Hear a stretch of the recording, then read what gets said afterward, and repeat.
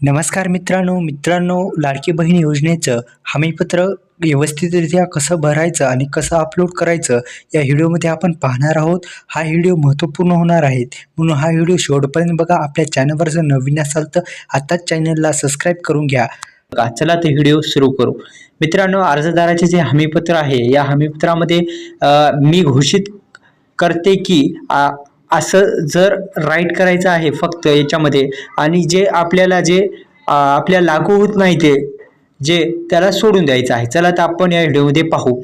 माझ्या कुटुंबाचे एकत्रित वार्षिक उत्पन्न 2.5 लाख रुपयापेक्षा अधिक नाही असेल तर सोडून द्यायचं, आपल्या नसेल तर यस करून टाकायचं। बघा, दुसरा असा दिलेला आहे मित्रांनो की माझ्या कुटुंबातील सदस्य आयकरदाता नाही, म्हणजेच काय टॅक्स भरतो का कोणता, तुमच्या घरचा कोण सदस्य भरीत असतील तर त्याला राईट करू शकता, आणि जर भरीत नसतील तर ते सोडून देऊ शकता। तिसरा आहे की मी स्वतः किंवा माझ्या कुटुंबातील सदस्य नियमित कायम कर्मचारी, कंत्राटी कर्मचारी म्हणून सरकारी विभाग किंवा उपक्रम मंडळ, भारत सरकार किंवा सरकारच्या स्थानिक संस्थेमध्ये कार्यरत नाही, किंवा मी सेवानिवृत्त वेतन घेत नाहीत। तुम्ही जर सरकारी नोकरीसाठी असताल तर तुम्ही राईट करू शकता, नसाल तर तो सोडून देऊ शकता। मी शासनाच्या इतर विभागामार्फत राबवण्यात येणाऱ्या 1,500 रुपयेपेक्षा जास्त रकमेचा आर्थिक योजनेत लाभ घेतलेला नाही।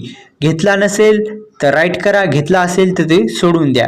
ओके, म्हणजेच काय ते म्हणतोय की शासनाच्या इतर विभागामार्फत की 1,500 रुपयेपेक्षा जर एखाद्या योजनेचा तुम्ही लाभ घेतला असेल तर तिथं राईट करू शकता। माझ्या कुटुंबातील सदस्य विद्यमान किंवा माजी खासदार, आमदार नाही। कोणी तुमच्या घरात खासदार, आमदार असेल तर सदस्य कोणी कुटुंबाचा असेल तर तुम्ही राईट करू शकता, नाहीतर सोडून देऊ शकता। माझ्या कुटुंबातील सदस्याची संयुक्तपणे 5 एकरपेक्षा जास्त शेतजमीन नाही असेल तर ते तुम्ही राईट करू शकता, आणि नसेल तर तुम्ही सोडून देऊ शकता मित्रांनो।